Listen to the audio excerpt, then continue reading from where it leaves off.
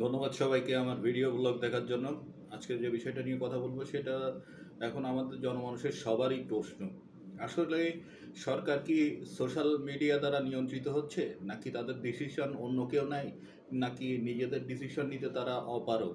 আমরা সাম্প্রতিক সময়ে কিছু উদাহরণ এ বিষয়ে দিতে পারবো, সেগুলো আসলে মানুষের হৃদয়ে খুব ক্ষোভের সৃষ্টি করেছে। যে সরকারের ডিসিশনগুলো আসলে কোন জায়গা থেকে আসে, এবং সরকার নিজের ডিসিশন অর্থাৎ চলমান যে সংকটগুলো আসছে সেই সংকটকালীন সময়ে ডিসিশন নিতে তারা যথাযোগ্য তাদের যোগ্যতা রয়েছে কিনা।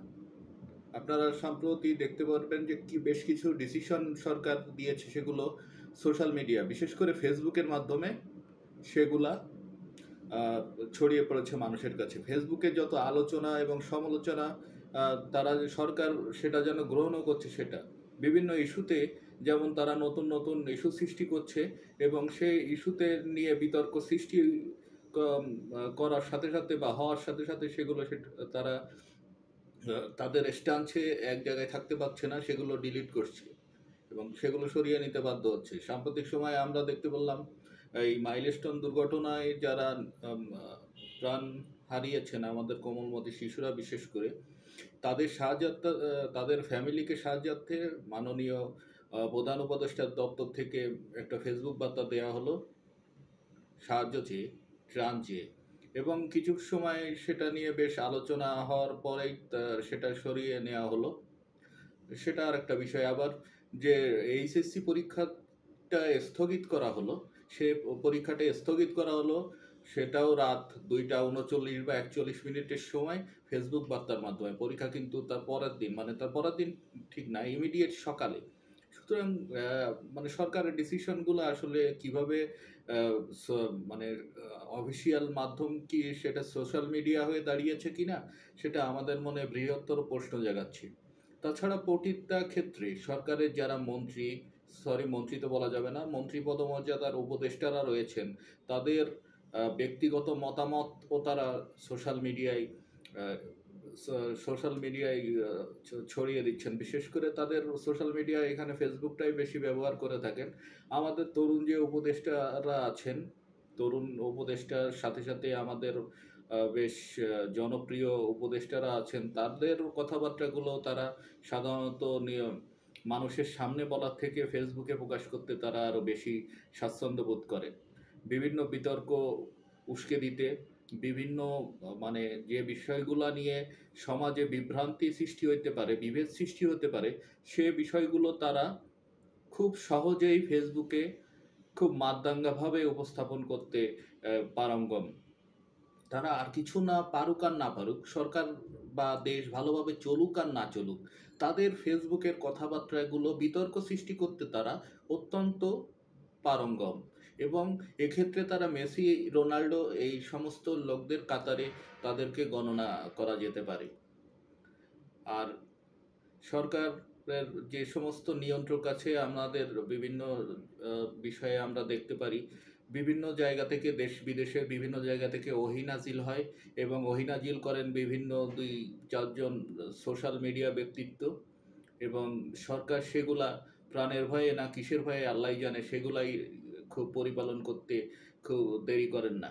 কিন্তু সাধারণ মানুষের যে চাওয়া এবং সাধারণ মানুষের যে প্রত্যাশা, সেটা সরকারের কাছে আসলে ততটা গুরুত্বপূর্ণ নয় যতটা সেই অহিনাজিলকৃত ব্যক্তিদের কাছে গুরুত্বপূর্ণ। হয়তোবা তারা অহিনাজিলকৃত ব্যক্তিদের দ্বারা কোনোভাবে নিয়ন্ত্রিত, বা তাদেরকে তাদের জারি করা ওহি তাদের সরকারের কাছে সেটা হচ্ছে পালন তুল্য একটা বিষয়।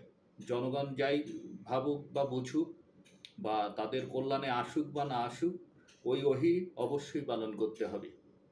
এটাই হচ্ছে আমাদের সরকারের আহ, নিয়মতান্ত্রিকতা।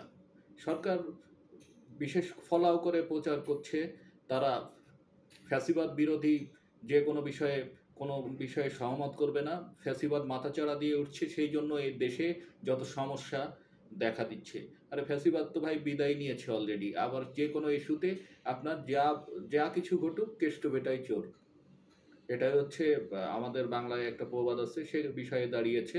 আমরা দেখলাম সংকটকালীন মুহূর্তে আমাদের প্রধান উপদেষ্টা সকল রাজনৈতিক দলের ব্যক্তিত্বদের নিয়ে, বিশেষ করে প্রথম দিন বসলেন বৃহত্তর ৪ রাজনৈতিক দলের নেতাদের সাথে। বৃহত্তর রাজনৈতিক দলের মধ্যে আবার অনিবন্ধিত আ জাতীয় নাগরিক পার্টিও আছে। যাই হোক, তারা অবশ্যই গুরুত্বপূর্ণ, কারণ তারা একটা বিপ্লব তো বলব না, গণ অভ্যুত্থানের নেতৃত্ব দিয়েছে বিগত স্বৈরাচারী পতনের সরকার পতনের জন্য। সুতরাং তারা বৃহত্তর রাজনৈতিক দল হিসেবে পরিগণিত হতেই পারে। যাই হোক, সেটা ধার্য বিষয় না। এবং এইখানে যে বিষয়গুলো আলোচনা হলো, শোকের বিষয়ে আমরা দেখলাম খুব সৌন্দর্যভাবে, খুব হাস্য এবং হৃদ্যতাপূর্ণ বৈঠকে ডিসিশন আসলো ফ্যাসিবাদ বিরোধী ঐক্যমত্যে তারা সদা তৎপর থাকবে, সদা একত্রিত থাকবে। কিন্তু বিষয়টা যে মারাত্মক যে দুর্ঘটনাটা ঘটে গেল, সেটা নিয়ে কোনো বিষয় মানে আলোচনাই হলো না। এটা মনে হয় ফ্যাসিবাদের ফলেই এই বিমান দুর্ঘটনাটা হয়েছে। সুতরাং এই বিষয় নিয়ে বেশি কথা বলা যাবে না বা উচিতও হবে না, কারণ আমাদের রাজনৈতিক জীবন, সামাজিক জীবন, ব্যক্তিগত জীবন, সবারই জীবন নিয়ন্ত্রিত এবং সবারই ভালো, এবং সবাইকেই সেলফ সেন্সর থাকতে হবে, যাতে করে নিজেকে সকল বিপদ আপদ থেকে রক্ষা করা যায়। তারপরেও আমরা রক্ষা করতে পারছি কই? যারা বিপদ আপদ থেকে রক্ষা করতে চান, অর্থাৎ যাদের দায়িত্ব, সে সরকার কতটা তৎপর, সে আইন শৃঙ্খলা বাহিনী কতটা তৎপর, তারা আইন শৃঙ্খলা বাহিনী ঠিক করতে মানে এখনো সুশৃঙ্খলভাবে কাজ করতে পারছে না, কিন্তু তাদের অত্যাচারগুলো চলেই যাচ্ছে। যারা ভুক্তভোগী, যারা মজলুম, তাদের পরে অত্যাচার হয়েই যাচ্ছে। সুতরাং এখানে আর কিছু বলার নেই। সরকারের সাফল্য হিসেবে দেখাচ্ছে মূল্যস্ফীতি কমের দিকে। আসলে কিছুটা হয়তো বা কমের দিকেই বলতে হবে। বিগত সরকারের আমলে লাস্ট ২ বছরে মূল্যস্ফীতি নিয়ে মানুষকে যথেষ্ট ভুগতে হয়েছে। এ বিষয়ে অস্বীকার করার কোনো কারণ নাই। তবে একটা জিনিস মনে রাখতে হবে, আমরা শায়েস্তা খাঁর কথা বারবার বলি। শায়েস্তা খাঁ ছিলেন সেই মুঘল আমলে আওরঙ্গজেবের সময় বাংলার সুবেদার। তিনি অবশ্য আওরঙ্গজেবের মামাও ছিলেন। তিনি বাংলায় শাসনামলে তিনি চট্টগ্রাম জয় করেছিলেন এবং চট্টগ্রাম বৃহত্তর বাংলার নিয়ন্ত্রণে এসেছিল। এবং তার সময়ে টাকায় ৮ মণ চাল পাওয়া যাইত। কিন্তু ৮ মণ চাল পাওয়ার সময়ও মানুষ দুর্ভিক্ষে মারা যেত। এই সময় অনেক দুর্ভিক্ষ হতো বা অনেক মানুষ না খেয়ে মারা যেত। আসলে চালের মূল্য ৳১ বা ৳১০০ হোক কেজি, সেটা ফ্যাক্টর না। ফ্যাক্টরটা হচ্ছে ক্রয় ক্ষমতা। আমাদের ক্রয় ক্ষমতা কতটুকু?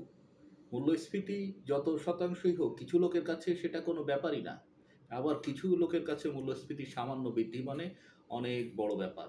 সুতরাং মূল্যস্ফীতির থেকে ফ্যাক্টর হচ্ছে আমাদের কর্মসংস্থান, অর্থের যোগান।